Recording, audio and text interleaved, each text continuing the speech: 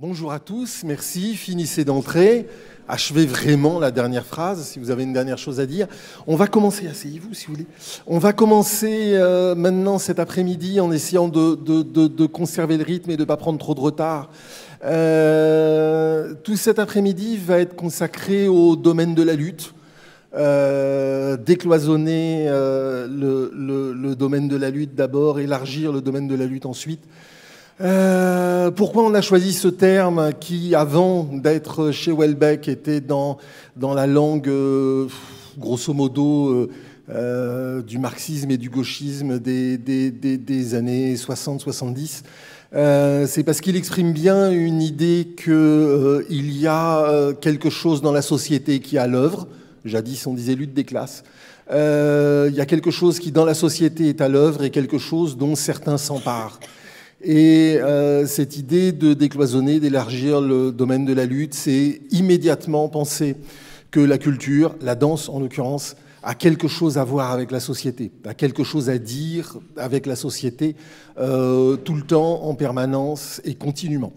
Donc on va parler d'abord dans cette première table ronde de décloisonner le domaine de la lutte, d'hybridation des pratiques et des expressions artistiques. Ça veut dire quoi, grosso modo? Ça veut dire qu'on peut se poser la question de savoir s'il n'y a pas trop de cloisonnement dans les pratiques et dans les esthétiques, des cloisonnements entre des structures culturelles dont le cahier des charges inclut la danse et des structures dont le cahier des charges n'inclut pas la danse, des cloisonnements entre des pratiques amateurs et des pratiques professionnelles, des cloisonnements entre des esthétiques culturelles avec des gros soulignés et des gros guillemets et des pratiques qui tiennent des industries culturelles, le cloisonnement entre la création et la créativité. Toutes choses, tout cloisonnement qui peuvent accroître, aggraver, approfondir la coupure entre la danse, entre ce milieu culturel-là, cette activité culturelle-là, et les évolutions de la société. On va évidemment se poser la question des publics, mais plus particulièrement dans cette table ronde-ci, on va parler de décloisonner, donc de savoir comment, en réfléchissant autrement et les structures et les pratiques artistiques, on peut atteindre de nouveaux publics et s'y adresser différemment. Par exemple, que les chorégraphes et les danseurs s'impliquent dans des spectacles d'autres disciplines, que les lieux de la danse s'ouvrent à d'autres expressions que la danse, etc., etc. C'est un sujet très large, très profond, sachant que par ailleurs, nous allons parler du numérique, on l'a répété plusieurs fois ce matin, on a eu plusieurs fois l'occasion de le répéter ce matin, la dernière de nos tables rondes pendant 1h30, on ne parlera grosso modo que de numérique. Donc, cette thématique, on va la déployer en 3 temps. D'abord, un premier témoignage sur cette question à l'instant avec Béatrice Josse. On va avoir notre débat, puis on va avoir les questions du public. Alors, je vous rappelle juste pour les questions du public, on aimerait en avoir autant que possible. Donc, s'il vous plaît, réfléchissez pas tout de suite, mais je rappelle ce qu'est une question. Une question, le plus souvent, ne commence pas par « moi-je ». Et une question, en général, fait une douzaine de mots finissant par un point d'interrogation. Tout ça pour dire, si on veut gagner du temps, avoir plein de questions, ne pas prendre de retard, ne pas frustrer la table ronde d'après, moins de témoignages, moins de déclarations de principe, moins de longues introductions, juste des questions. Donc, avant de rentrer dans le débat proprement dit, nous avons voulu inviter un témoin qui vient évoquer une expérience, un parcours singulier, un parcours presque paroxystique, je dirais, en ce qui concerne cette ambition de décloisonner. Béatrice Josse, qui a dirigé de mars 2016 à mars 2021 le magasin Centre national d'art contemporain de Grenoble. Et vous allez nous raconter cette expérience, et dans cette expérience surtout l'expérience de la trilogie, et qui a donné naissance à un manifeste. Et on va peut-être commencer par parler de ce manifeste qui est paru dans un livre qui s'appelle Le Nœud de Prusique, sous la plume d'Émilie Noteris. Et si vous voulez bien, on va commencer par entendre ce texte, entendre cette parole. Merci Rachid. Rebonjour. On m'a demandé de vous le lire, je suis honoré et impressionné d'avoir fait cette lecture devant Béatrice. Il doit y avoir quelque chose qui cloche chez la tutelle, sans quoi elle n'agirait pas comme elle le fait. Si elle agit ainsi, c'est que quelque chose cloche. La tutelle n'imagine pas que quelque chose puisse clocher chez elle, parce que l'une des choses qui cloche chez elle est qu'elle ne croit pas que quelque chose cloche chez elle. C'est pourquoi nous devons l'aider à se rendre compte que le fait qu'elle ne le croit pas est précisément une des choses qui cloche chez elle. Il doit y avoir quelque chose qui cloche chez l'institution artistique, parce qu'elle croit qu'il doit y avoir quelque chose qui cloche chez nous pour que nous essayions de l'aider à voir qu'il doit y avoir quelque chose qui cloche chez elle, qui lui fait croire que quelque chose cloche chez nous, pour que nous essayions de l'aider à voir, que nous l'aidons à voir, que nous ne la persécutons pas en l'aidant à voir, qu'elle refuse de voir, que quelque chose cloche chez elle, du fait qu'elle ne le voit pas et ne nous en est pas reconnaissante. Je vous laisse avec ça.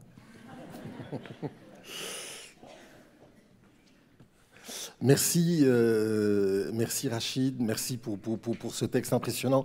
Béatrice, ça va être à vous. Vous avez demandé à être accompagnée d'images fortes qui prolongent ces mots pour nous raconter l'histoire et du livre et surtout de la trilogie. Donc effectivement, le Nœud de Prusique, donc, qui est un ouvrage qui se lit dans les deux sens, la vie de la tutelle et la vie de l'institution artistique, a été coécrit avec Émilie Noteris, mais aussi avec les équipes des trois institutions qui ont constitué cette éphémère, mais non moins fameuse trilogie grenobloise, pour ne pas les nommer, donc le CCN2, qui était donc dirigé par Rachid et Johan, le Pacifique,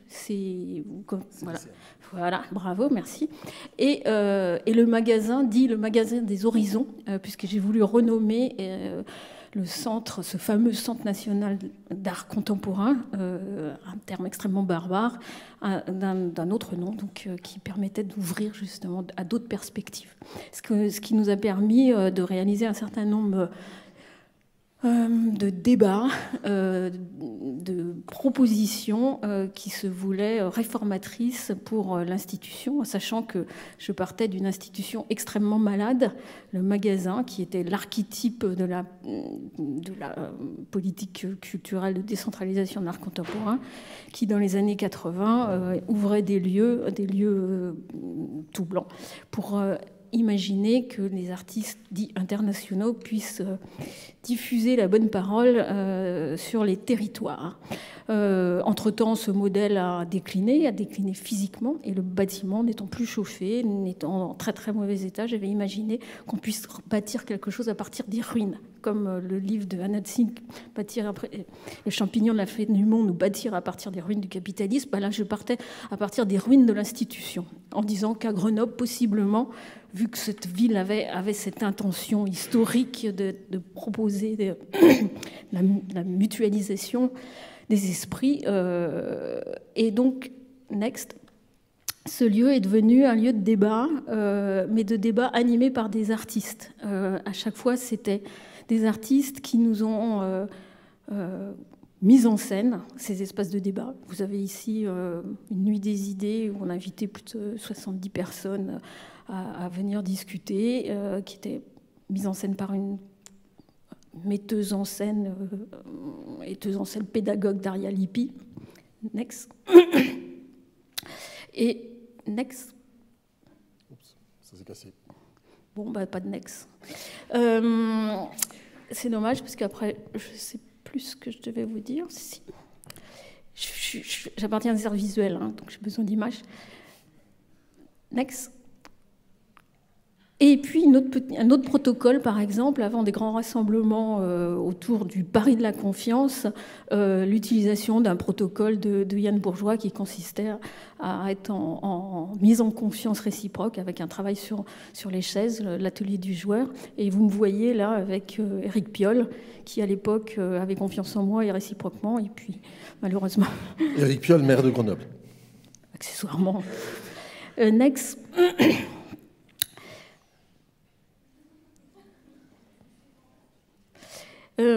Et oui, et le contrat que j'avais passé avec les artistes dits associés, alors l'association d'artistes dans le milieu du spectacle vivant est quelque chose de très très courant, or dans le milieu des arts visuels, pas du tout. On fait des one-shots, on fait une exposition avec une personne et en général on l'abandonne. Et là j'avais imaginé que ces artistes soient là sur 3 ans, c'est-à-dire vos protocoles à vous de travail, mais avec un deal, c'est que ces personnes devaient, en retour de ces bourses qu'on leur proposait, nous aider à réfléchir à l'institution, à cette nouvelle institution. Et donc j'avais invité Chloé Delhomme, autrice, Pamina de Coulon, plutôt performeuse, du côté du spectacle vivant, on va dire, et Gabrielle Boulanger, une artiste plutôt à travailler sur le Caire, notamment dans les quartiers, etc. Et puis, next, des designers qui ne produisent pas d'objets, ils ne dessinent pas des chaises, mais ils dessinent des collectifs pour réfléchir ensemble. Et on a eu de nombreuses occasions de réfléchir à ce que pourrait être cette future institution. Next.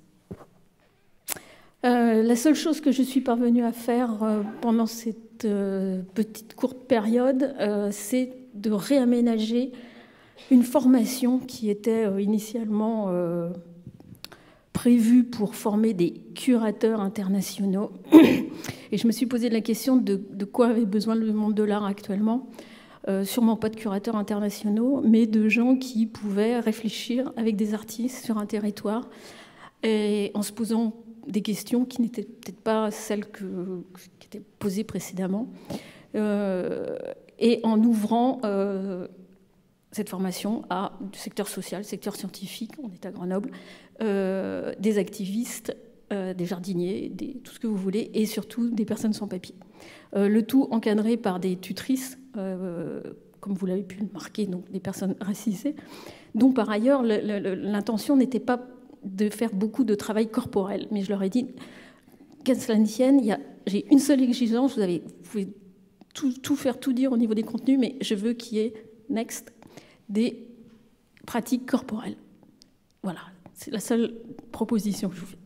Et on a invité, grâce à nos partenaires des centres chorégraphiques, des artistes à travailler avec ce collectif. On est des corps pensants, comme disait ce matin, je ne sais plus le nom du chorégraphe. Et ils avaient donc des sessions de yoga systématiquement. Pour créer du collectif, ça se crée premièrement par le corps, et ça a été une évidence assez rapidement. Et même si au début ils râlaient, je peux vous dire que faire travailler les gens du secteur visuel et les scientifiques avec leur corps, ça n'a pas toujours été facile, mais ils m'en sont après redevables. Next. Bon, on a organisé un certain nombre de marches en réactivant des pièces historiques, donc je ne vous ferai pas l'affront de parler de Anna Prine. Next.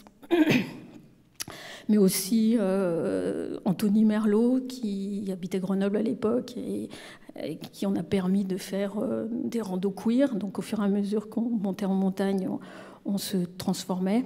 Next. Et puis est arrivé ce besoin de donner de la visibilité à ce travail, qui était un travail au quotidien avec nos partenaires. Next. Qui était le travail, par exemple, d'accueillir ce qu'on appelait le GR, enfin ce que Rachid appelait le GR, le grand rassemblement, au magasin. Next. Et de faire une déclaration presse, une déclaration d'intention pour donner de la visibilité à ce qui sera le texte, mais qui était une déclaration commune où les 3 équipes ont écrit, ont mis en commun leur désir de voir l'institution s'adresser différemment au public et aux artistes. C'était une déclaration qui venait vraiment de l'ensemble des personnels. Les directeurs ont participé, mais pas de manière autoritaire, loin de là. On a écrit comme tout le monde, mais notre parole n'était pas décisive. Et cette déclaration, Next, voilà, a donné lieu à un certain nombre de retours presse qui a fait un peu grincer des dents et qui m'a valu peut-être aussi mon départ de Grenoble. Alors, ce qu'il y a dans cette déclaration, en termes opérationnels, je dirais, c'est que, alors, je ne sais pas, je n'ai pas relu le texte en cherchant le mot, mais s'il y avait le mot décloisonné, mais il y a quand même énormément cette idée-là, et énormément l'idée corollaire, qui est que l'institution n'est peut-être pas faite pour cloisonner, mais que le fonctionnement naturel de l'institution est de cloisonner. Est-ce que je dois parler des labels ? Par exemple. Vous êtes un certain nombre à être labellisés, n'est-ce pas ? Donc, vous savez de quoi il en retourne, et des cahiers des charges quand l'on doit répondre. Alors, on doit tous expérimenter, hein, c'est en premier dans les labels. Mais finalement, quand on expérimente, et ce qui a été le cas à Grenoble, on se fait taper sur les doigts puisque tout le monde doit rester dans sa case, ce que j'appelle dans la caisse du chat. C'est un terme que j'utilise depuis que j'ai un lieu d'exposition, c'est-à-dire depuis 2004. C'est-à-dire on crée des lieux où on dit aux artistes de faire là où on leur dit de faire, comme le chat. Et c'est bien ça que j'essayais de casser. La place de l'artiste, elle n'est pas dans la caisse, elle est ailleurs, elle est à tous les endroits. Et on avait besoin des artistes pour déconstruire, pour pouvoir reconstruire quelque chose qui leur corresponde véritablement et qui ne soit pas juste un préformatage. Donc oui, le cahier des charges m'a été reproché que je faisais trop de spectacles vivants et que j'aurais dû être financée par le spectacle vivant et pas sur les arts visuels, puisque vous savez que le budget des arts visuels est bien moindre que le vôtre. Et donc, globalement, je pillais le budget des visuels pour faire financer d'autres formes artistiques, comme si les artistes savaient l'importance d'où venait l'argent. Bref. Est-ce que, grosso modo, ce qui est le plus, enfin, pas le plus intéressant, mais ce qui est singulier dans le texte de la trilogie, c'est que vous dites que d'une certaine façon, alors est-ce que c'est retourné, détourné, peu importe la question de géométrie, mais que les institutions sont gouvernées du point de vue de l'institution et qu'il faudrait arriver à ce que l'institution soit gouvernée du point de vue des artistes, c'est ça, grosso modo, que l'institution, d'une certaine façon, se laisse guider, emporter, entraîner par le geste artistique, par l'artiste, par son idée. En tout cas, qui participe, et que ce ne soit pas la dernière roue du carrosse. C'est-à-dire qu'on continue à faire des lieux, parfois même sans même s'imaginer que demander l'avis au programmateur, mais a fortiori à l'artiste. Et de quoi a besoin un artiste ? Peut-être pas de lieux tout blancs ou de lieux tout noirs, peut-être d'autres choses. Et on le sait qu'il y a énormément d'artistes qui, en l'occurrence, moi je travaille dans les écoles d'art, qui sortent du système des écoles d'art pour faire tout autre chose que artistes. Ils sont bergers, ils sont je sais pas quoi, mais dont le sujet est d'utiliser leur créativité à d'autres endroits que dans l'institution. Parce que peut-être que c'est aux autres endroits qui sont les plus nécessaires et que peut-être qu'il vaut mieux laisser l'institution gentiment, sinon mourir, au moins se mettre en sommeil. En ce qui vous concerne, vous n'avez pas, après votre départ du magasin, vous n'avez pas cherché à reprendre la direction de l'institution. Vous êtes enseignante, vous êtes à la HIR, la Haute École d'études des Arts Durand. Oui, c'est ça, la Haute École des Arts Durand, pardon, à Mulhouse. Et vous êtes notamment une curatrice indépendante. recherché, comme disent les revues d'art contemporain. Vous êtes curatrice indépendante au Palais de Tokyo, à la Scène nationale de Bar-le-Duc, à l'IAC de Villeurbanne. Pour autant que la question ne soit pas trop provocatrice, vous pensez qu'à cet endroit-là, vous êtes plus efficace dans cette démarche-là qu'en ayant ressollicité une direction d'établissement, encore une fois en sachant que votre filière n'est pas le spectacle, mais l'art contemporain? Donc, déjà, ça donne espoir. Il y a une vie en dehors de l'institution, sachez-le. Ça n'a pas toujours été évident. Il faut être clair que notre départ du magasin a été commun. On est parti à 6 en burn-out quand même. Et pour moi, ça a mis du temps à la reconstruction. Et dans un premier temps, évidemment, on se dit que on sait faire qu'une seule chose dans la vie, diriger des institutions. En l'occurrence, j'ai dirigé pendant plus de 20 ans un FRAC, un Fonds régional d'art contemporain, où j'avais déjà déconstruit ce que c'était qu'une collection, d'un point de vue féministe, et puis d'un point de vue aussi matériel, puisque j'ai acheté des œuvres immatérielles, notamment des performances de danse. Et puis, je me suis dit, je suis bonne qu'à ça. Hein? Et puis non. À un moment donné, on voit enfin le bout du tunnel et on se dit, mais non, mais c'est peut-être pas ça du tout. Ton truc, c'est travailler avec des artistes, c'est comme dirait un certain nombre de mes amis, c'est remuer la pulpe. Et remuer la pulpe, il y a d'autres endroits pour la remuer. Et peut-être que l'enseignement, c'est un bon endroit. Et peut-être que dans des petits lieux comme des scènes nationales, c'est pas n'importe quelle scène nationale, c'est celle de Bar-le-Duc, dont le secteur est bure, accessoirement. Mais travailler autour de ces questions-là, des risques invisibles, de la pollution, de tout ça, ça peut amener à réfléchir différemment, mais toujours avec des artistes et au plus près des artistes. Comme disait Cathy ce matin, tout contre, encore plus contre. Merci infiniment. Merci infiniment d'avoir ouvert cet après-midi. Merci beaucoup.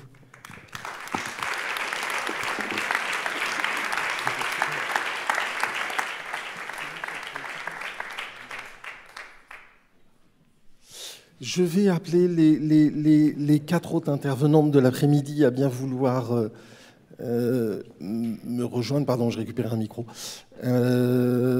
Mettez-vous, il y a encore une place là.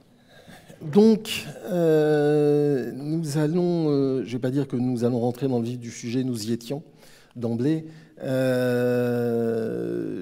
Nous avons beaucoup de sujets à aborder. Alors, je vous présente tout le monde rapidement et par ordre alphabétique. Et on parlera un peu plus longuement avec chacune tout à l'heure. Josette Baïz, directrice du groupe Grenade et de la compagnie Grenade, Aix-en-Provence. Dominique Hervieux, directrice de la culture des Jeux Olympiques et Paralympiques de Paris 2024, pour l'instant. Enfin, entre autres, là, après, voilà, on y reviendra. Sandrina Martins, directrice du Carreau du Temple, Paris 3e. Et Joël Smadja, vous êtes la directrice du Pôle Sud, CDCN de Strasbourg. Je vais commencer avec vous, Dominique Hervieux. Je disais pour l'instant, parce que vous avez été directrice ici même, à Chaillot, entre 2008 et 2011, avant d'être la directrice de la Maison de la Danse, en même temps que directrice artistique de la Biennale de danse de Lyon, jusqu'en 2022, quand vous avez rejoint le COJO. Et on ne peut passer sous silence l'épopée de 1998 à 2012 de la compagnie Montalvo-Hervieux que vous avez créée avec José Montalvo, mais après des années de compagnonnage auparavant.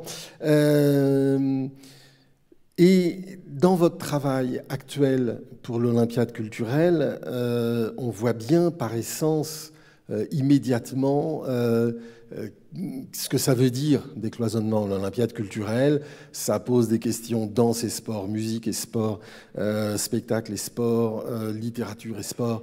Ça décloisonne par essence, puisque c'est l'Olympiade culturelle.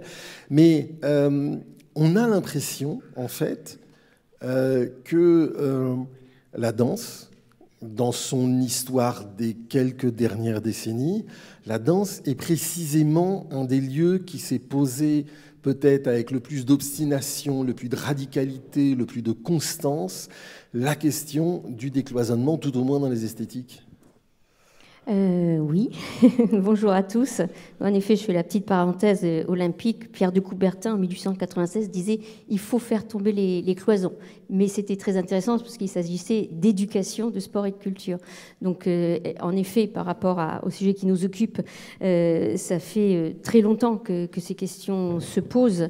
Et en fait, c'est vrai que peut-être que la danse a un cas d'école, un peu de porosité avec des arts, moi je les appelle les arts complices. La forme encore plus large, c'est l'opéra, où on est dans ce qu'on appelle l'œuvre totale, où une esthétique ne se conçoit que si elle se frotte de la danse à la musique, au livret, à la littérature, donc au chant, au décor, etc.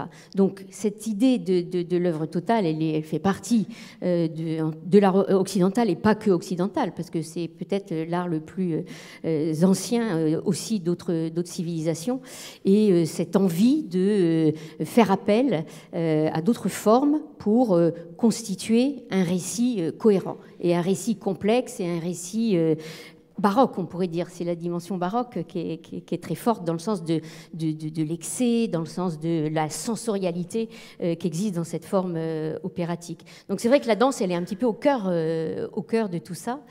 Et finalement, je pense qu'aujourd'hui, on en parlait tout à l'heure, c'est que, moi en tout cas, ce qui m'intéresse, c'est que oui, il y a une tendance quand même actuelle qui est peut-être plus prononcée sur ce désir de décloisonnement.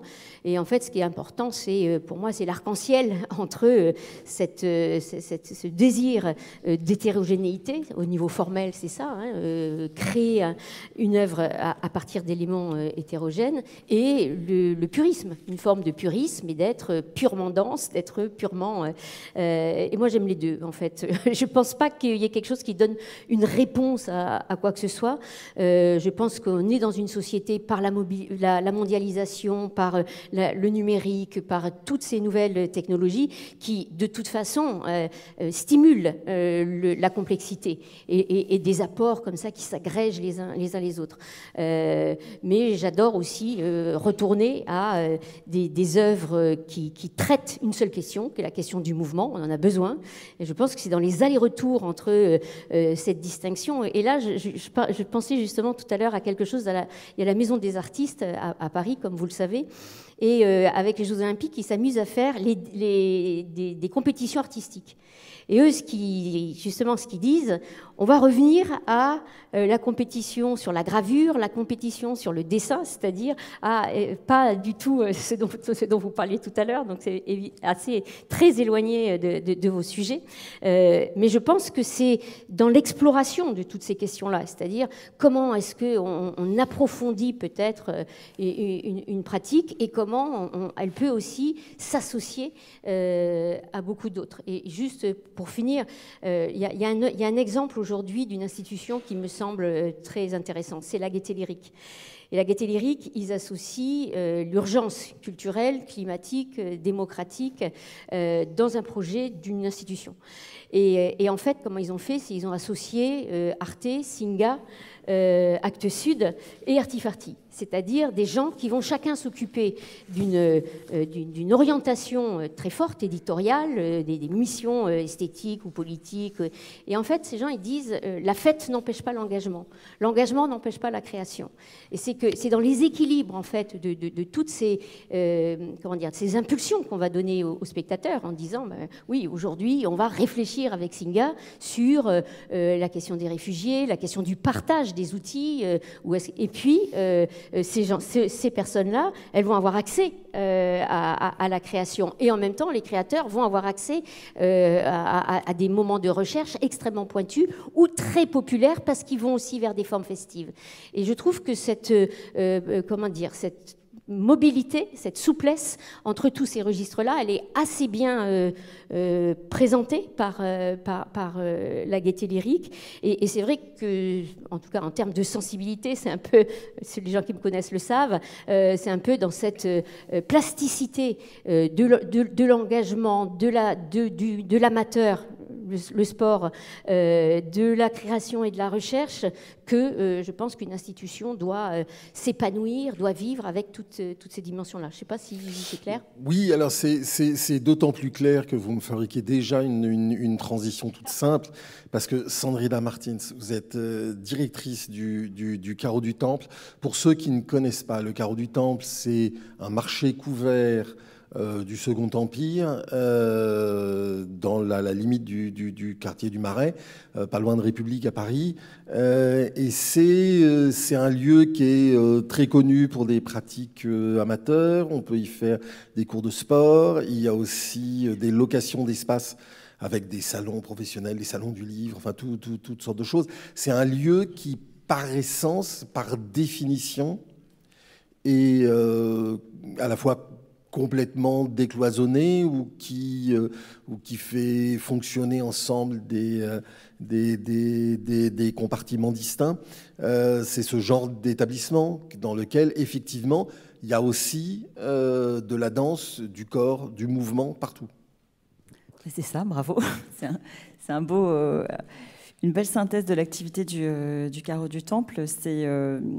Au Carreau du Temple, au départ, effectivement, comme vous le disiez, c'est un marché couvert qui a été entièrement réhabilité, qui appartient à la ville de Paris, et dans lequel, dès le départ du projet, il y a eu l'idée de construire une ADN avec vraiment une double hélice, comme l'ADN, qui est constituée d'un côté par le sport et de l'autre côté par la culture. Donc c'était culture et sport. Donc à partir de ça, la question, ça a été de construire un projet qui avait à la fois cette diversité d'activités au sein d'un même espace, et en même temps de construire vraiment un fil conducteur. Donc ce qu'on a pensé, c'est de travailler sur la question du corps et de voir comment, à travers le corps, donc le sport, l'art, la danse, donc qui s'est imposé très progressivement, comment on pouvait construire, imaginer un espace qui soit un espace vraiment d'hybridation totale. Donc vous avez parlé de la question des locations d'espace. Cette question-là, donc de l'accueil d'événements vraiment au sein du Carreau du Temple, elle vient du fait d'une nécessité économique. Je dirais c'est pas là une volonté de départ de souhaiter louer la grande halle. C'est vraiment ce besoin d'équilibre budgétaire qui a fait que ce lieu est devenu un lieu d'accueil d'événementiel. Néanmoins, plutôt que de le vivre comme une contrainte, et ça renforce l'idée de l'hybridation des pratiques au sein d'un même espace, moi j'ai plutôt essayé de le voir positivement. C'est-à-dire qu'on peut aussi sélectionner les projets que l'on accueille et que finalement ce public qui vient pour des salons d'art contemporain, pour aussi parfois des défilés de mode, même si là dans ce cadre évidemment ce n'est pas très accessible, mais comment on peut avec tous ces publics, donc des associations qui donnent des cours de sport et de bien-être, puisqu'on a 50 associations, un partenaire du Carreau du Temple qui donne des cours quotidiennement au Carreau du lundi au samedi. Donc c'est 2000 personnes qui fréquentent le Carreau du Temple par semaine pour les cours. Donc en fait pour des pratiques amateurs. Comment ce public en fait s'adjoint à tous les scolaires qui viennent aussi faire leurs cours d'EPS au Carreau du Temple, parce qu'on a aussi un gymnase. Donc on a une dizaine d'établissements scolaires qui viennent faire leurs cours de sport. Donc ces deux publics-là, plus les publics des grands événements qu'on accueille dans le cadre des locations, plus le public qui vient voir de la danse dans la salle de spectacle. Voilà, comment tous ces publics en fait font corps d'une certaine manière, alors qu'ils ne viennent pas du tout pour la même raison.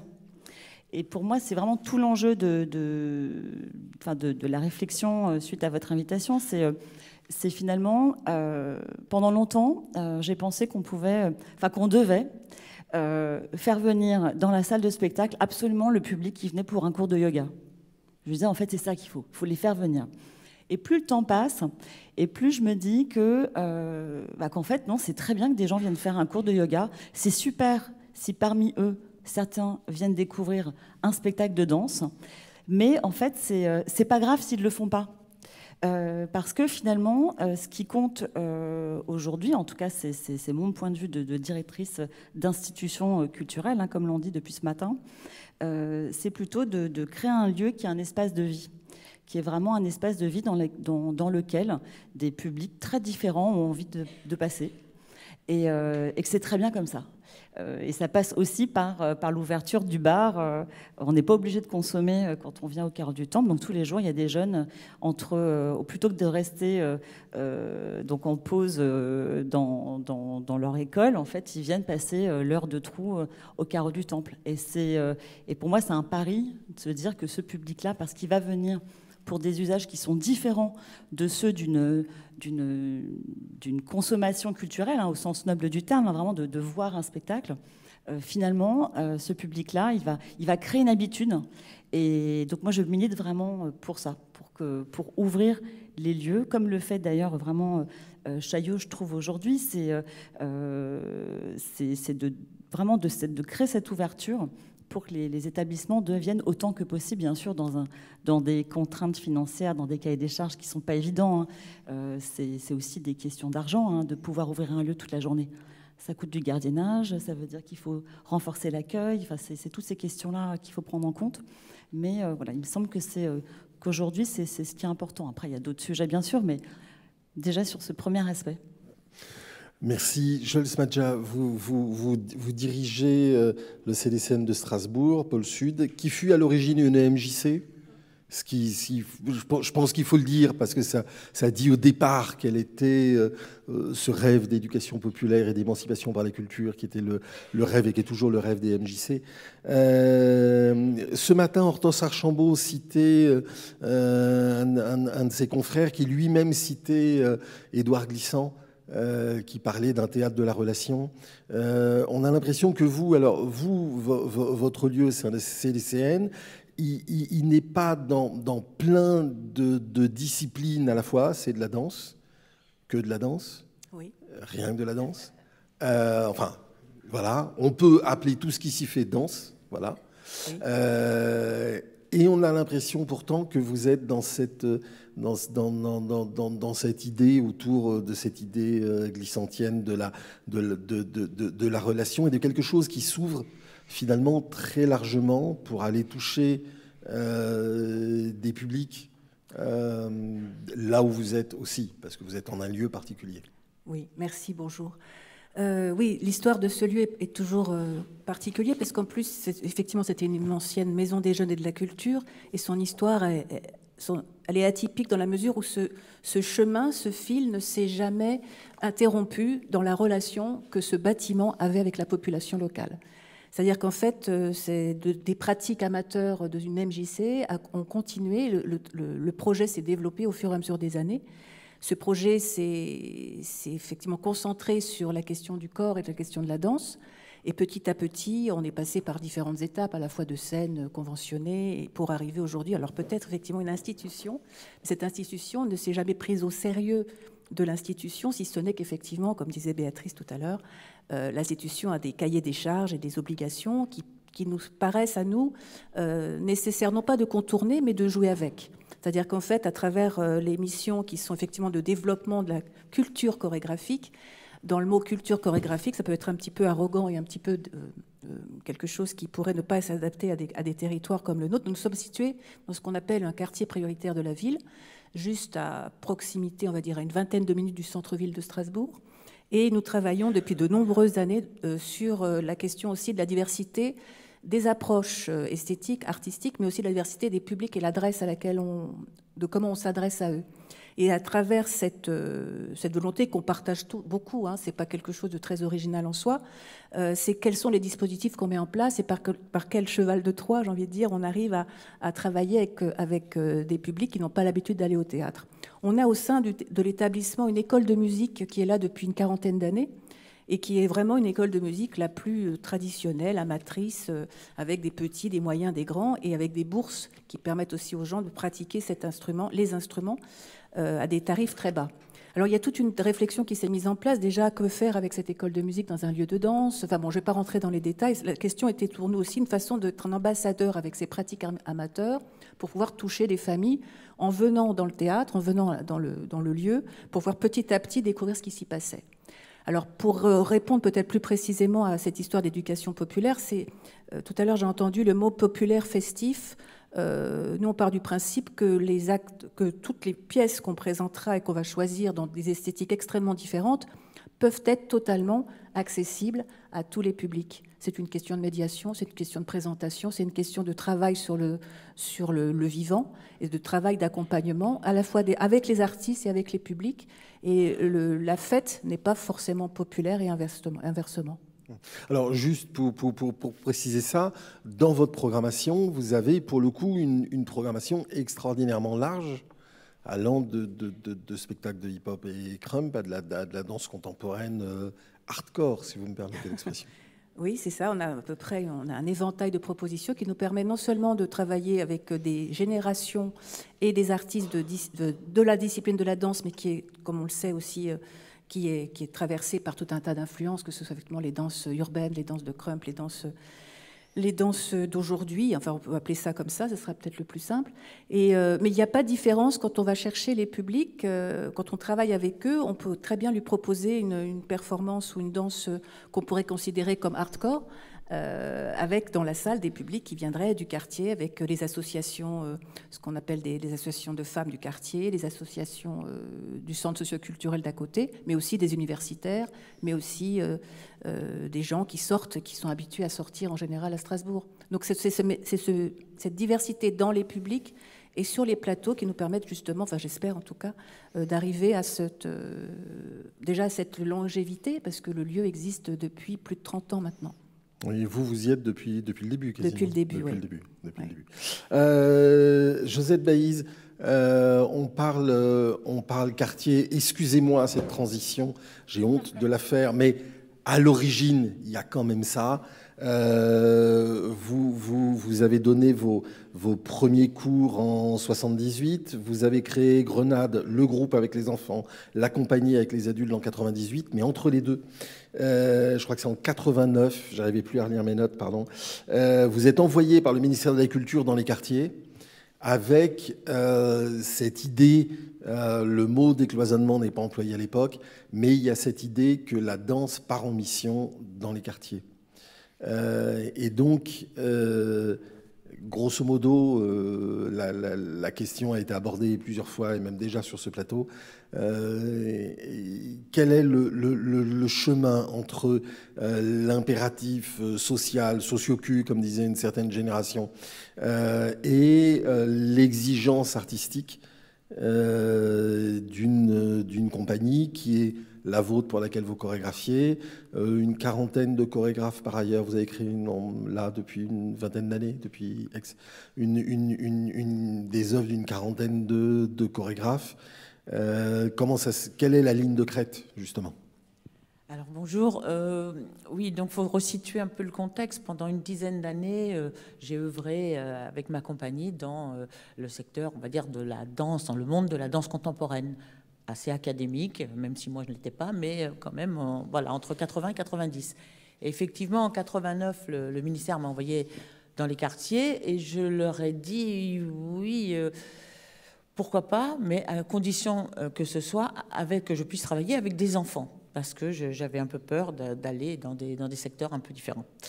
Donc, bon, je suis allée visiter pas mal d'endroits et je suis arrivée dans une école dans le 15e arrondissement, vraiment les quartiers nord, là où ça flambe sans arrêt, où il y a des meurtres tout le temps.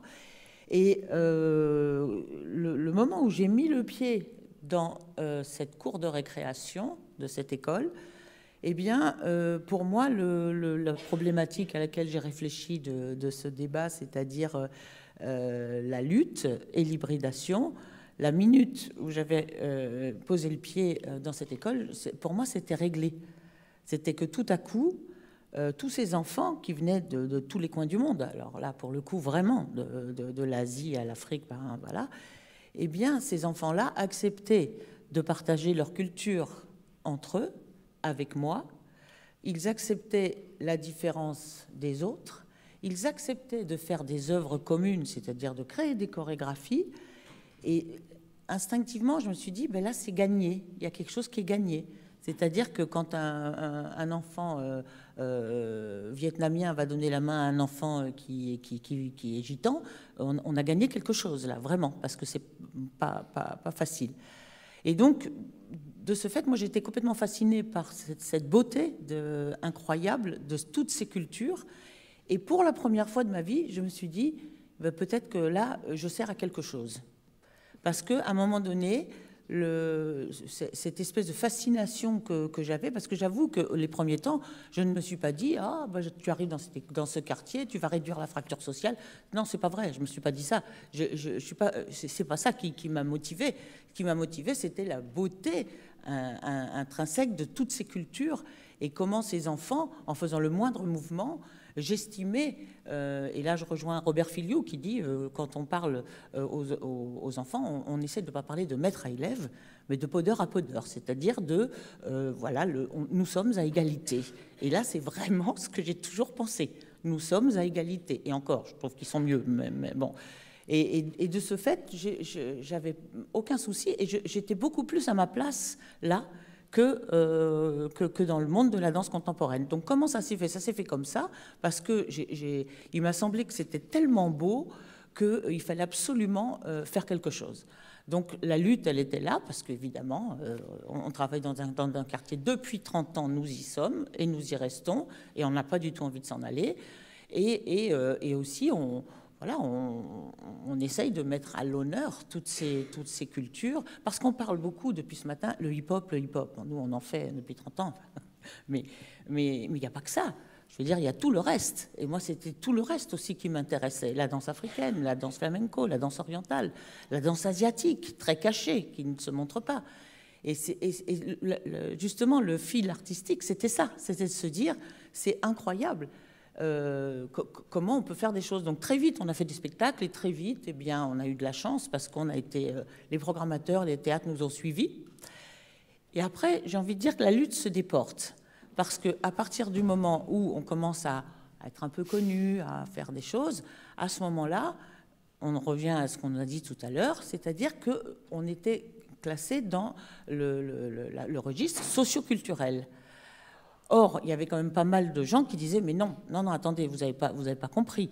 Les danseurs, ce ne sont pas des singes savants, ce sont des danseurs, petits ou grands, ce sont des danseurs. » Mais pendant longtemps, cette beauté des cultures-là n'a pas été forcément reconnue en tant que telle. Oui, évidemment, ça, on disait qu'effectivement, je réduisais la fracture sociale, mais c'était pas forcément mon idée entièrement, il n'y avait pas que ça. Et par contre, c'est assez émouvant de revenir ici, parce que par contre, en 2004, quand on est venu ici avec Jean-Claude Galota et qu'on a fait 3 générations, je ne sais pas si certains l'ont vu, avec 3 générations de danseurs, dont les miens qui avaient 7, 8 et 9 ans, à ce moment-là seulement, la profession a dit « Mais c'est incroyable, qu'est-ce qu'ils ont fait? Ce sont des danseurs. » Je dis « Bah oui, oui. » C'est vrai, voilà, ce sont des danseurs, ils sont beaux, ils ne sont pas cabotins, etc. Et la fibre, c'était ça, en fait. Parce que, j'ouvre une parenthèse pour ceux qui ne connaissent pas le travail du groupe Grenade. Vous mettez des enfants sur le plateau, qui sont des enfants immédiatement professionnalisés, parce que les pièces tournent beaucoup, ils font des tournées de 25 dates, alors qu'ils ne sont pas professionnels a priori, c'est des enfants. Mais surtout, ce n'est pas des spectacles pour enfants. Non. Non, c'est ça un peu le basculement qu'on a eu, c'est que nous, on fait des spectacles qui ne sont pas programmés en jeune public, même si les enfants ont 8 ans, 9 ans. Et non, ils sont programmés en tout public, parce que d'emblée, j'ai pensé que les enfants, avec la force intérieure qu'ils avaient, avec ces histoires qu'ils portaient, avaient des choses à dire qui n'étaient pas forcément enfantines. Ça ne veut pas dire que je les transforme en adultes, loin de là, mais ça veut dire que ça parle à tout le monde. Donc c'est pour ça que j'ai fait ça. Et après, c'est vrai que, du coup, quand on parle d'hybridation, le métissage, nous on appelait ça métissage, qu'on pratique avec tous ces enfants, donc hip-hop, donc voilà, plus ma danse contemporaine, plus la danse classique. Bon, et en fait, depuis 30 ans, on n'a pas arrêté de faire de l'hybridation.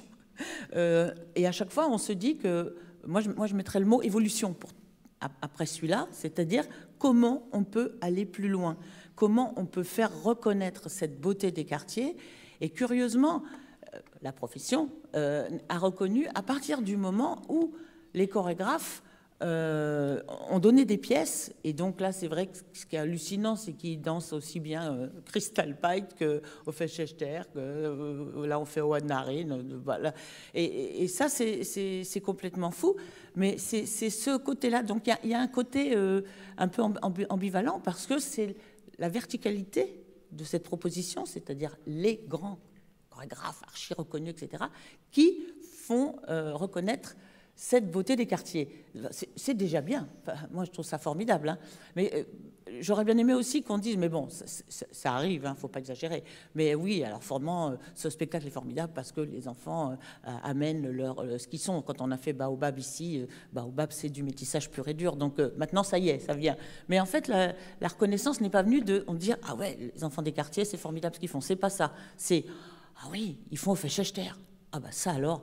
Et là, du coup, il y a un renversement. Et l'évolution, elle est de pousser tout le temps un peu plus loin les possibilités invraisemblables qu'ont les enfants à proposer des choses, à sentir des choses, à faire évoluer des propositions.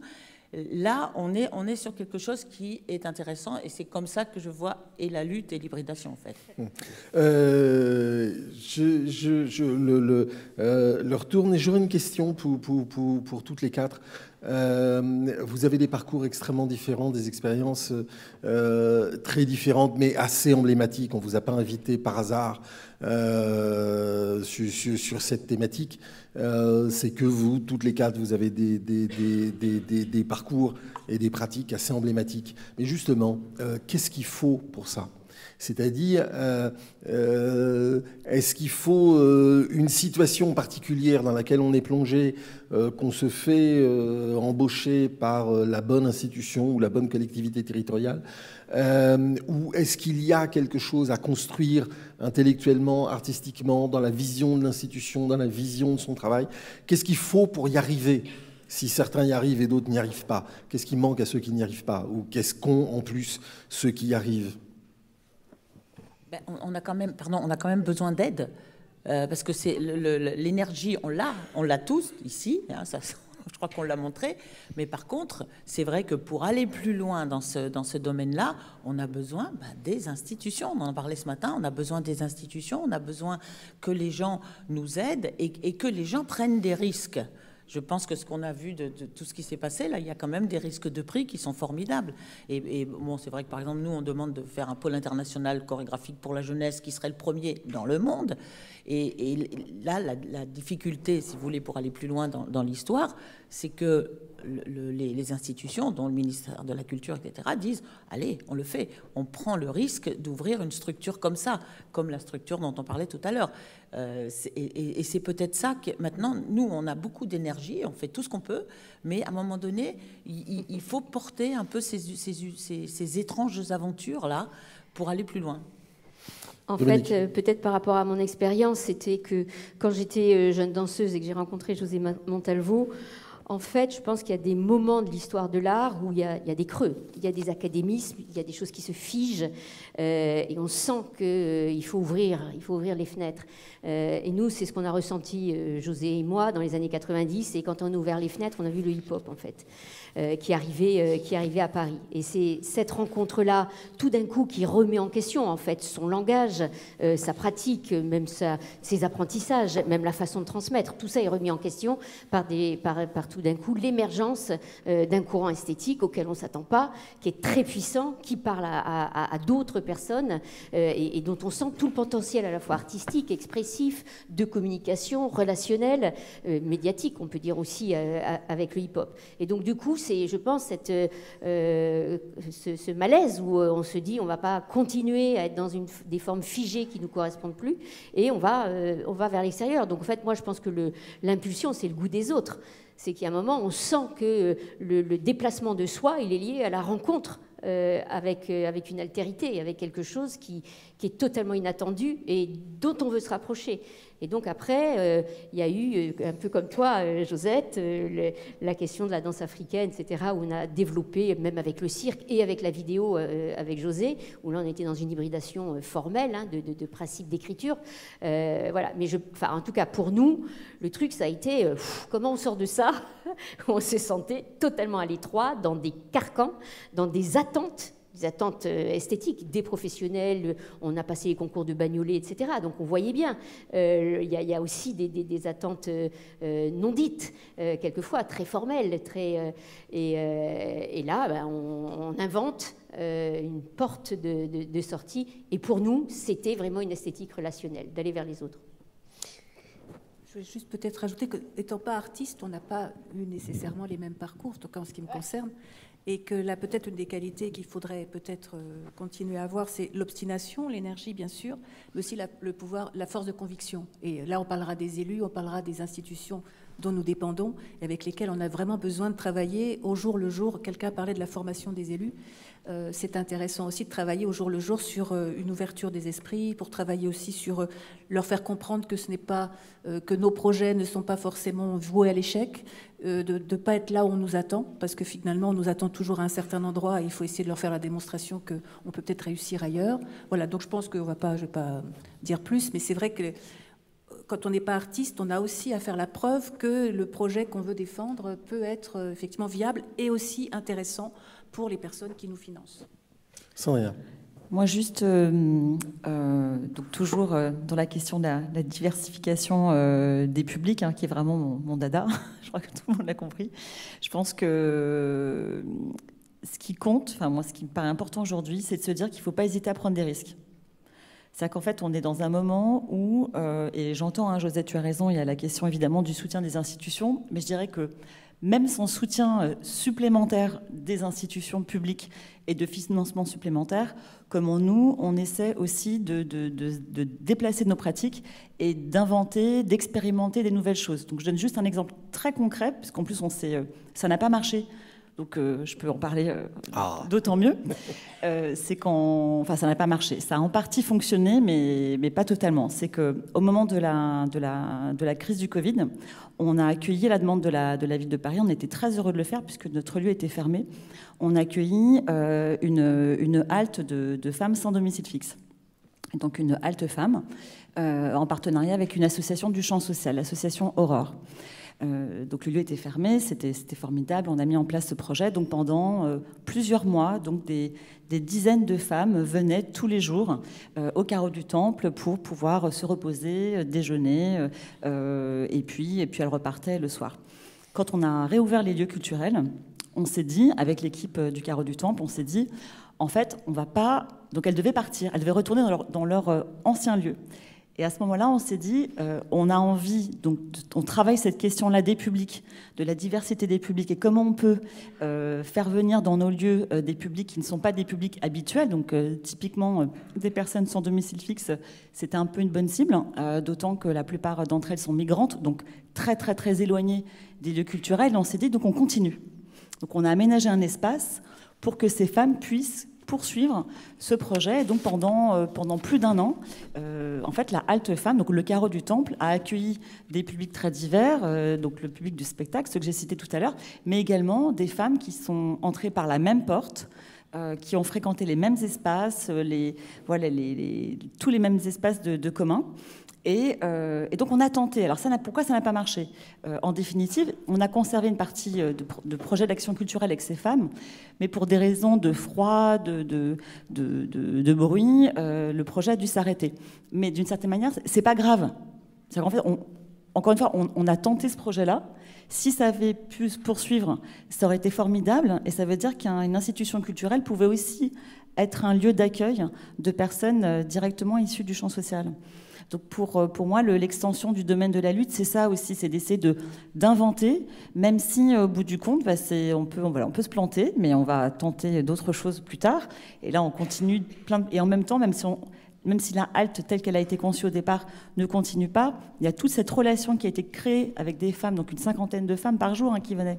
Et on continue à les voir, elles continuent certaines à venir voir des spectacles, elles continuent à venir faire des ateliers de sport, elles participent à des projets avec des artistes, des projets de création participative. Voilà, c'est une tentative et je pense que c'est sans doute ça aujourd'hui qui, en tout cas moi, qui me donne envie de continuer.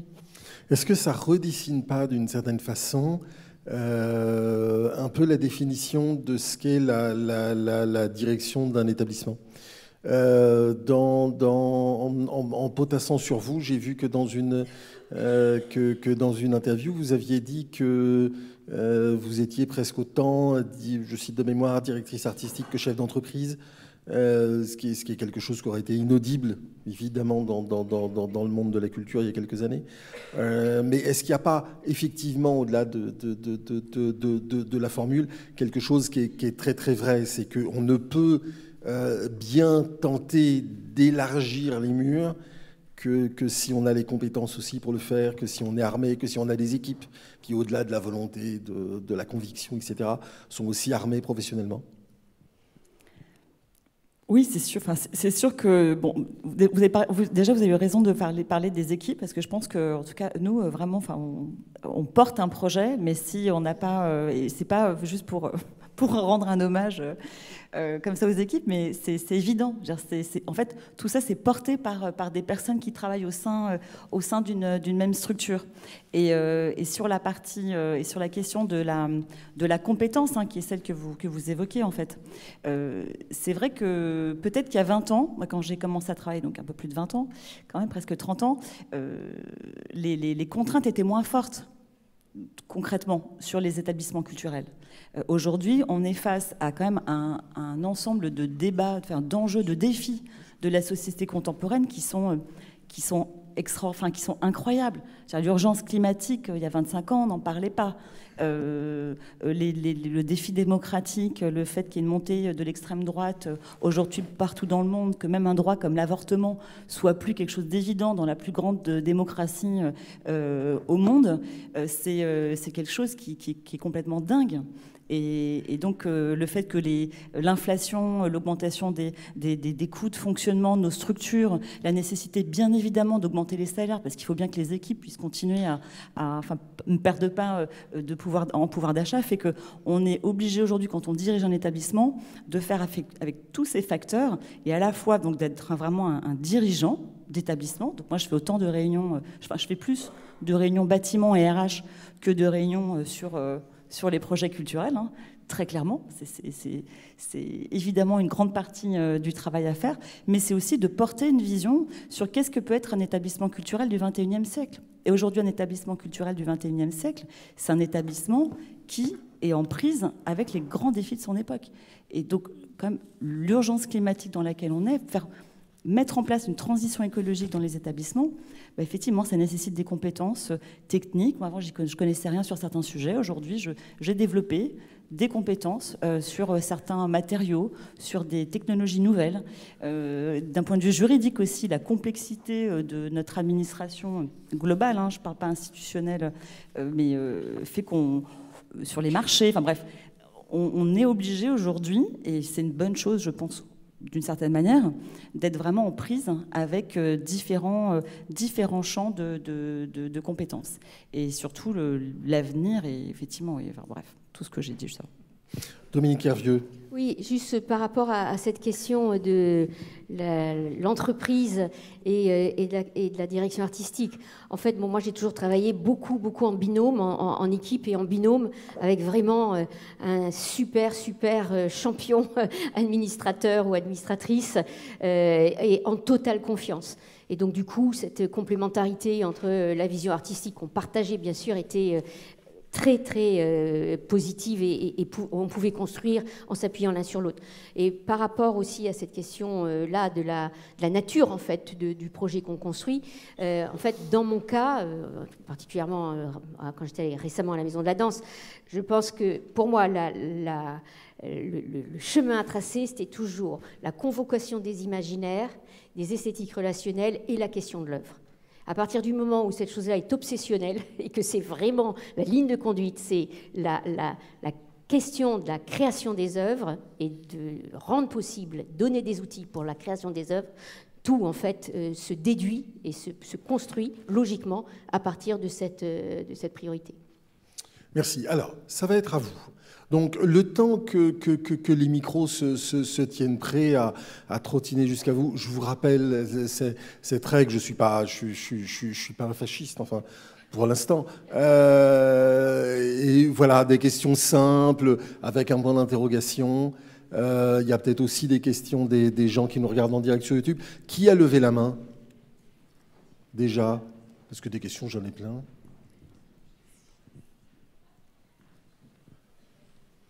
Non, ça c'est le caméraman. Avant qu'il y ait une question, je voudrais rebondir sur quelque chose qui a été évoqué sur la transition écologique, oui. en l'occurrence. Moi, ce que j'ai senti, ça recoupe ce qui a été dit ce matin aussi, c'est une transition énorme qui a eu lieu, enfin je ne sais pas si vous l'avez ressenti, après la crise sanitaire. C'est-à-dire on ne peut plus faire les mêmes choses qu'avant.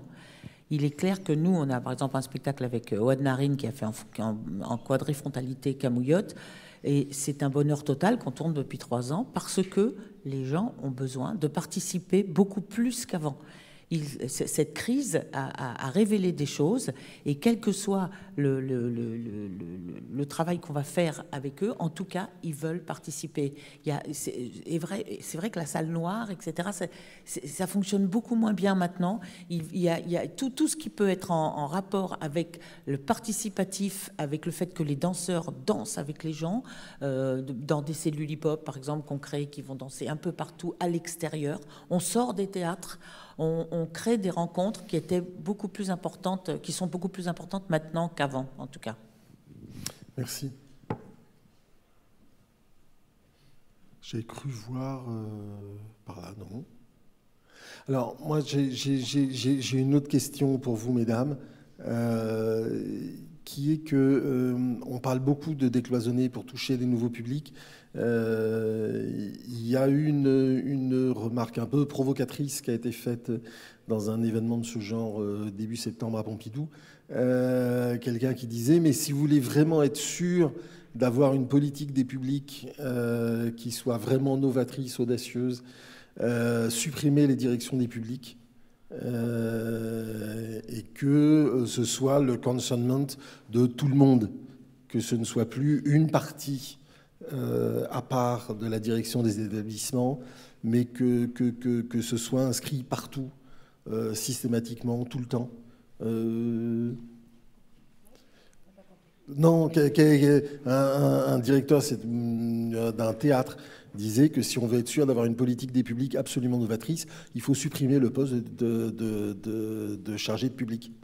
Et que dans ce cas-là, un peu tout le monde s'en occupera et ça sera une vision totale de l'établissement et pas une fonction à part. Moi, je veux bien juste dire une chose par rapport à ça. Le fait qu'il y ait une direction des publics, ça ne veut pas dire que c'est cloisonné. En fait, le travail sur les publics, il est fait à tous les endroits d'une organisation d'établissement. En fait, ça dépend de ce qu'on a envie de porter comme projet.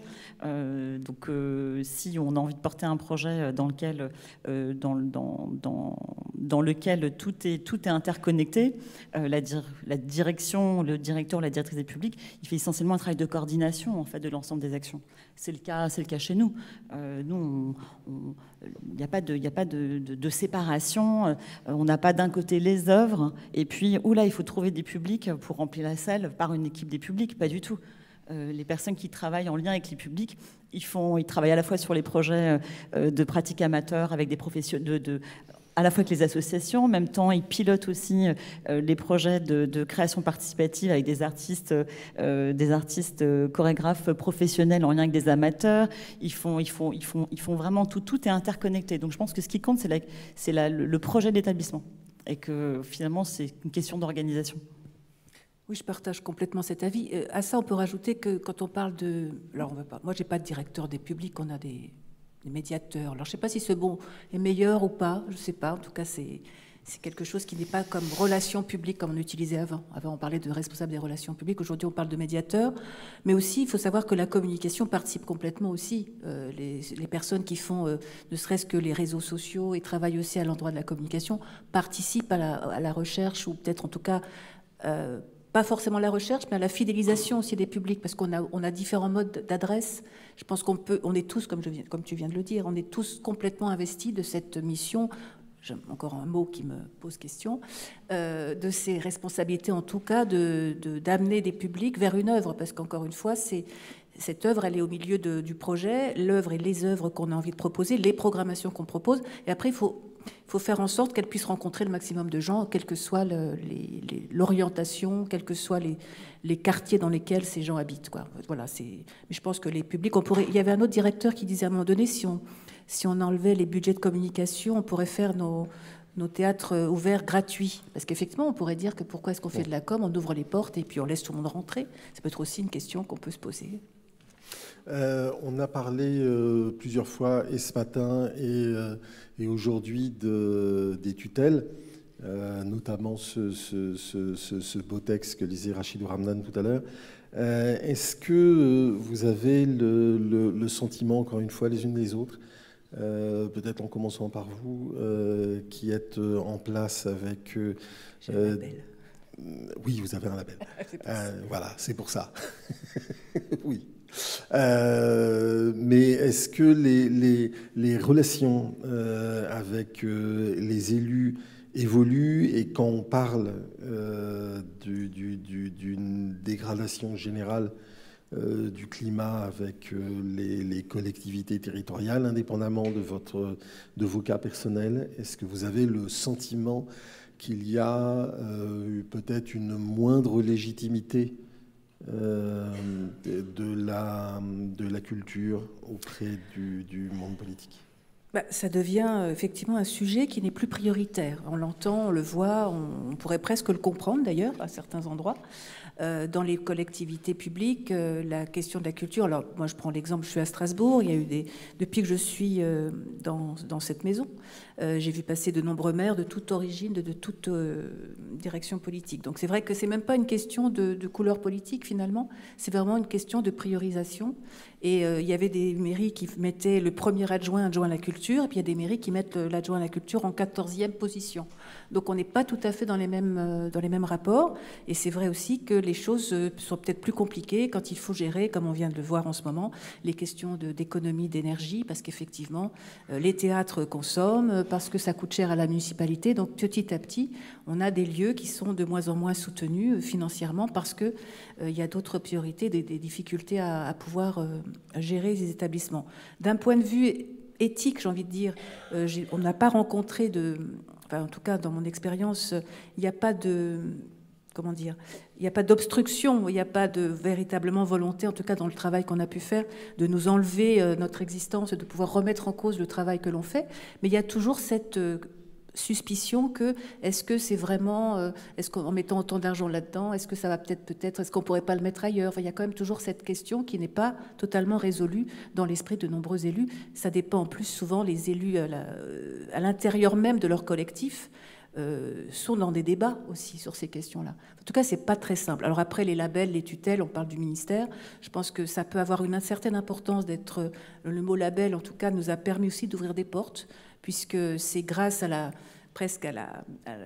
quelque part, on a été reconnu par l'État, et à partir de là, ça descend vers les collectivités qui vont aussi regarder d'un œil différent, puisqu'on a été repéré, ils vont regarder d'un œil différent le travail que l'on peut faire. Pourtant, on le faisait depuis de nombreuses années, bien avant d'être labellisé.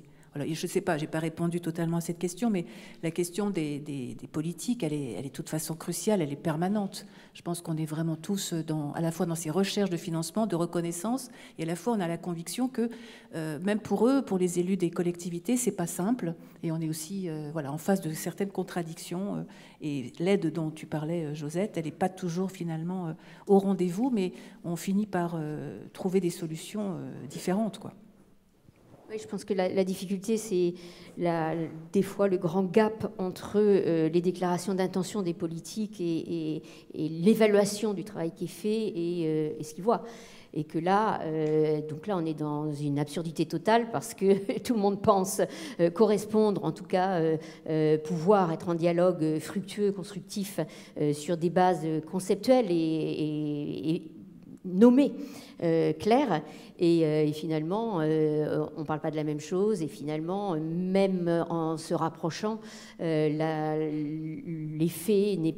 peut être extrêmement dur. Moi, je pense aussi, je suis un peu libre aujourd'hui, je pense aussi qu'il y a des questions un peu de casting, c'est-à-dire qu'il y a des politiques qui aiment changer d'équipe.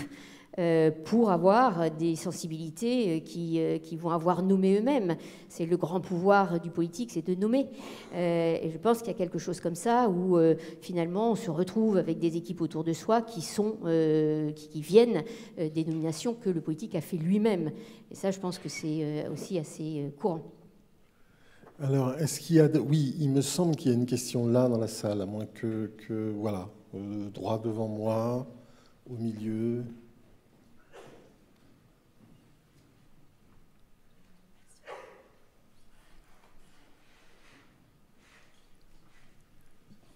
Ma question, ça serait sur l'après du décloisonnement et de libéralisation des pratiques, et donc le décloisonnement et libéralisation des publics.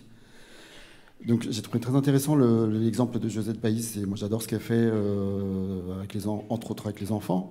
Et ma question, alors, elle est un peu binaire, mais est-ce que les parents, les entourages, au sens large du terme, des enfants des quartiers et du 15e, est-ce qu'ils vont voir les spectacles et est-ce qu'on en trouve beaucoup, comment dirais-je, dans la jauge du Grand Théâtre de Provence où vous produisez assez souvent? On essaye, c'est-à-dire parfois on affrète d'écart pour aller les chercher, parce que souvent c'est vrai que ce qu'il faut voir, c'est que les enfants et les parents qui habitent à Marseille dans les quartiers nord, parfois ne connaissent pas Marseille, donc encore moins Aix. Donc nous, on emmène les enfants de Marseille avec des bus. On a bien des problèmes pour avoir des bus, d'ailleurs, ça, bon, voilà, parce que c'est très compliqué, parce que notre studio, il est à Aix. Donc déjà, l'infrastructure, elle est monstrueuse. C'est pour ça aussi qu'on a besoin, entre guillemets, de reconnaissance par rapport à ces fameux labels qu'il faudrait inventer quand même, parce que c'est sûr qu'on rentre dans aucune case. Alors voilà, c'est compliqué. Mais en tout cas, c'est vrai que ne serait-ce que ça, d'aller chercher les enfants pour les amener, répéter, prendre des cours de danse, ça c'est compliqué. Donc imaginez les parents. Alors par contre, c'est vrai qu'on essaye le plus possible d'aller les chercher en bus, de les amener. Et effectivement, quand ils arrivent au Grand Théâtre de Provence, c'est un choc. C'est un choc parce que quand il y a 1200 personnes, ils ne comprennent plus du tout ce qui se passe. Eux, ils sont plus sensibles à la télévision. Si les enfants passent à la télé, alors là, c'est vraiment super. Mais quand même, petit à petit, on y arrive. Mais il se trouve qu'il y a des parents qui n'ont pas vu danser leurs enfants, qui sont restés 5-6 ans chez nous. Ils n'ont jamais vu danser. Ils ne peuvent pas sortir de chez eux. Donc il y a effectivement ce problème. D'où l'importance aussi d'aller faire des spectacles dans les quartiers.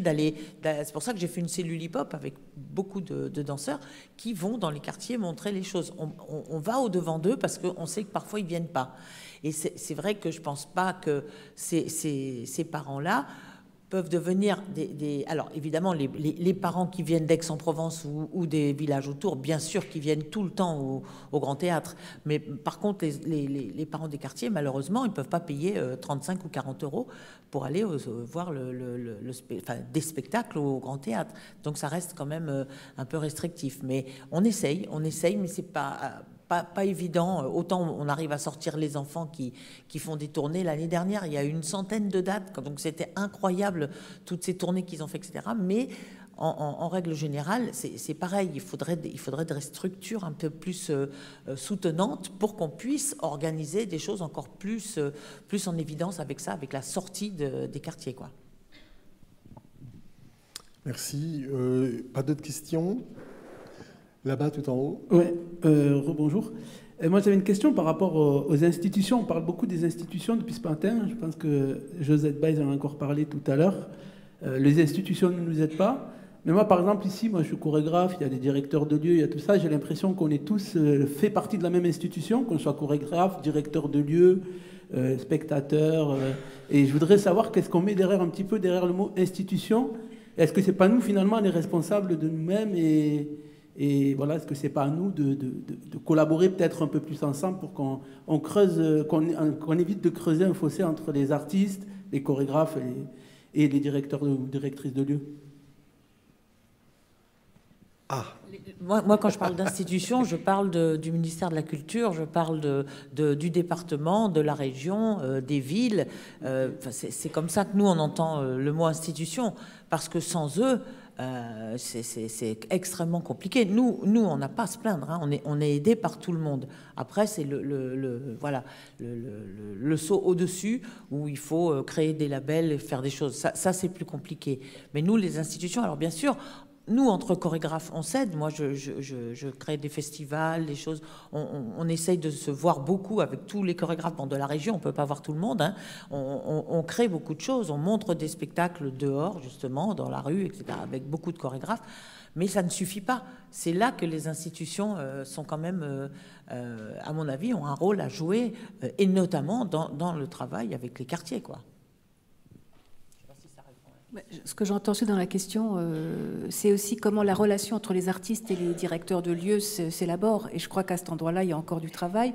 Il y a des expériences et de plus en plus maintenant de collaboration étroite. C'est ce qu'on avait dit aussi en ouverture, c'est qu'on ne peut que travailler ensemble. Je pense qu'il faut vraiment, alors là, si on doit décloisonner quelque chose, c'est cette arrogance parfois des institutions qui sont les lieux de représentation vis-à-vis des artistes qu'on va peut-être un peu voir de haut ou paterner ou avoir une relation qui n'est finalement pas égalitaire. Et je pense que c'est vraiment à cet endroit-là qu'il faut travailler. Ce qu'on fait, en tout cas, bon, beaucoup le font, hein, je ne vais pas donner des exemples, mais il y a il faut réinventer ce rapport, il faut retrouver une forme d'horizontalité et de plus travailler sur une forme d'ascendance entre celui qui a les moyens de programmer, qui a les moyens financiers, et l'artiste qui va devoir aussi se mettre dans une situation de demande. Je crois qu'à cet endroit-là, il y a vraiment beaucoup à faire. Et il y a encore, et ça progresse, et ça va dans le bon sens. Est-ce que c'est corollaire de ce que disait Béatrice Josse tout à l'heure? Est-ce qu'il y a aussi dans l'attitude des institutions, pour le coup, des structures culturelles, est-ce que dans leur attitude vis-à-vis des artistes, il n'y a pas aussi, juste derrière, leur manière d'atteindre des nouveaux publics et d'inventer de nouvelles formes qui touchent plus? Est-ce qu'il y a effectivement une sorte de péché unique de l'institution vis-à-vis des artistes et du public?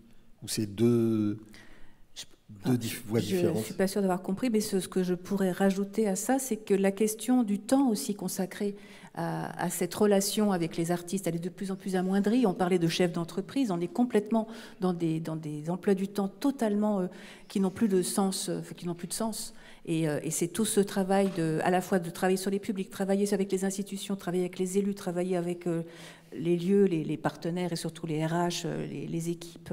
La partie artistique devient la portion la plus maigre de notre emploi du temps. Donc ça aussi, c'est des éléments qu'on doit faire comprendre aux artistes. Et c'est à cet endroit-là qu'il va falloir qu'on trouve peut-être des solutions. Je ne sais pas si j'ai répondu. Si, exactement. Sans rien. Non, mais juste, je suis vraiment complètement...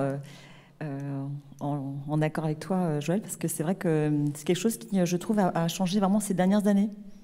En fait, depuis le Covid, où la part vraiment, l'ensemble des crises qu'on traverse aujourd'hui fait que la part que l'on peut, le temps que l'on peut consacrer vraiment à la lecture de dossiers que l'on reçoit, à la rencontre avec des artistes qu'on ne connaît pas, puisque c'est le reproche souvent qu'on peut faire aux directeurs, directrices de lieux, c'est de ne pas rencontrer de nouveaux artistes et de continuer toujours avec les mêmes. En fait, nous, on pense accompagnement longue durée avec fidélité avec certains artistes, là où, effectivement, d'autres artistes essaient de nous rencontrer et c'est de plus en plus difficile pour eux, objectivement.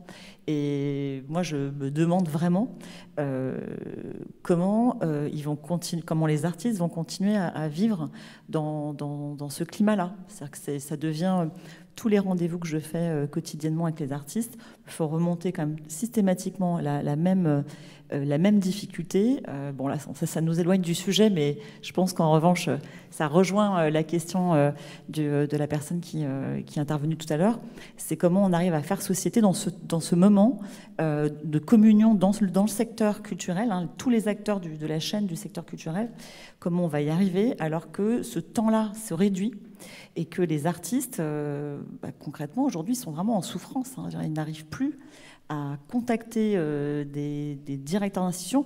Et ce que je vous dis, c'est vraiment tous les jours, on a des retours là-dessus. Hein. C'est-à-dire que nous, on exprime une souffrance aussi, même en tant que dirigeant de lieu, hein, de plus avoir le temps même de lire les mails. C'est un truc qu'on se dit entre collègues.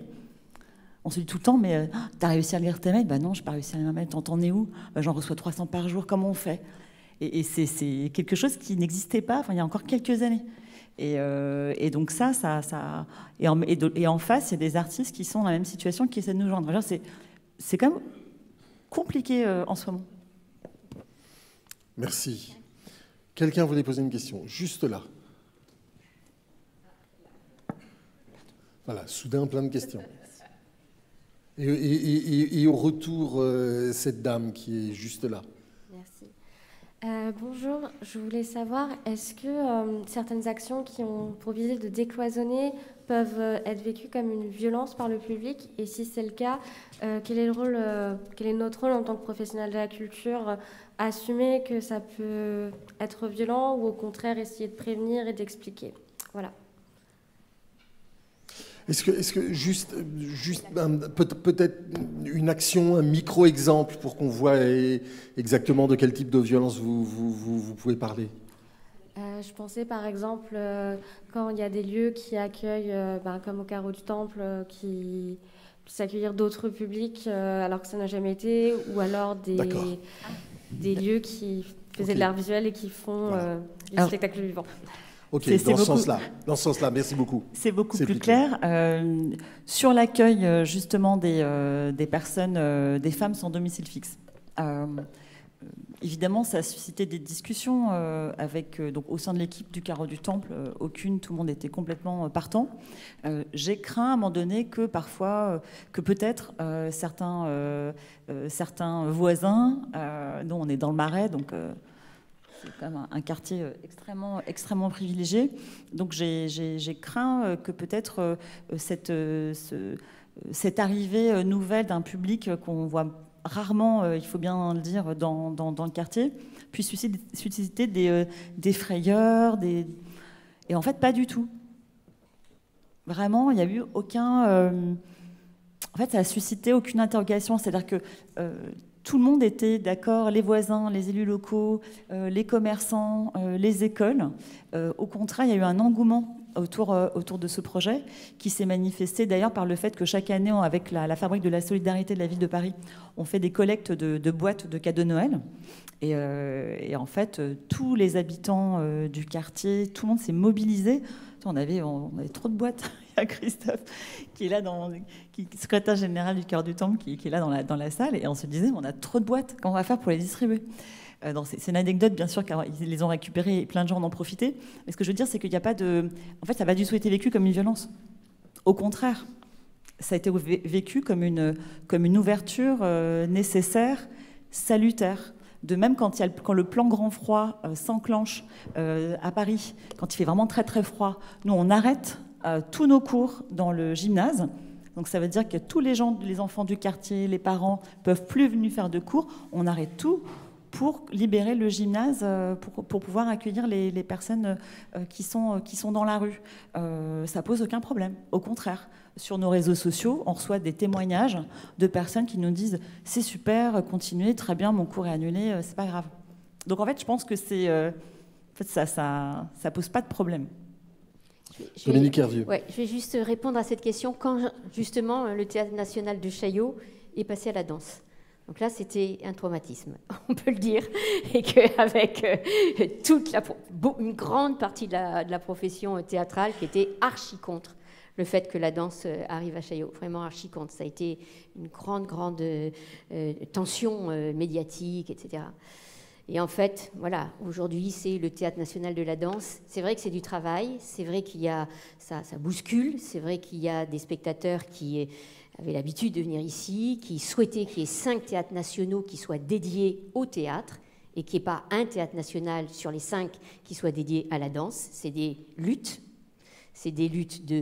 d'espace pour les arts, c'est des luttes aussi où on rééquilibre justement les expressions et que le monde chorégraphique côtoie le monde du théâtre. Ça a été extrêmement dur et c'était il y a 15 ans. C'est moi qui ai fait ce virage et donc vous voyez bien que petit à petit il a fallu beaucoup d'années, mais quand même en 2 ans le public de la danse est venu au Théâtre national de Chaillot, la 2e saison déjà. Donc, mais c'est évidemment, et ça c'est des choix politiques, ça c'est vrai, puissants et qui ont une grande force symbolique et qu'il faut pouvoir faire pour qu'il y ait des choses qui changent. Dernière question avec madame. Merci. Rapidement, quand on se met à faire une programmation diversifiée, faire une programmation pluridisciplinaire, mêlant danse, spectacle, performance, vidéo, toutes ces choses-là, et qu'on s'attache à vouloir diversifier le public, quel est l'écho aujourd'hui qu'on peut avoir dans la presse ?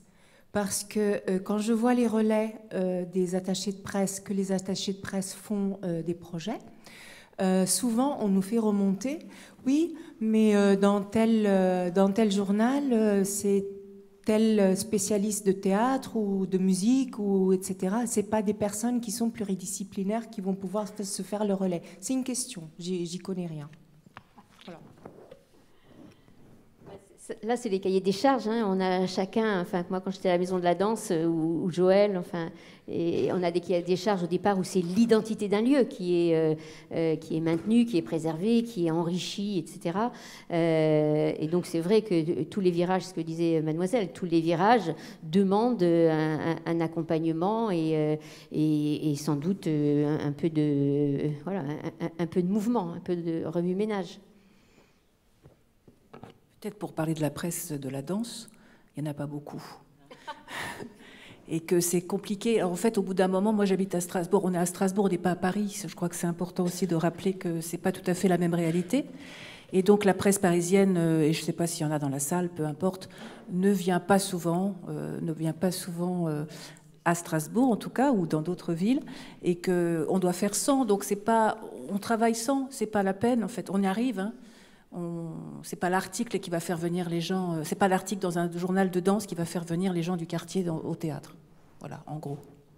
Mais la presse de la danse est très très ouverte à toutes les pluridisciplinarités, les œuvres hybrides. Il y a quand même un champ très très large, même si on parle que de danse, qui est couvert par les journalistes, extrêmement large. Eh bien, merci à tous, merci à vous 4, mesdames, merci à Béatrice tout à l'heure.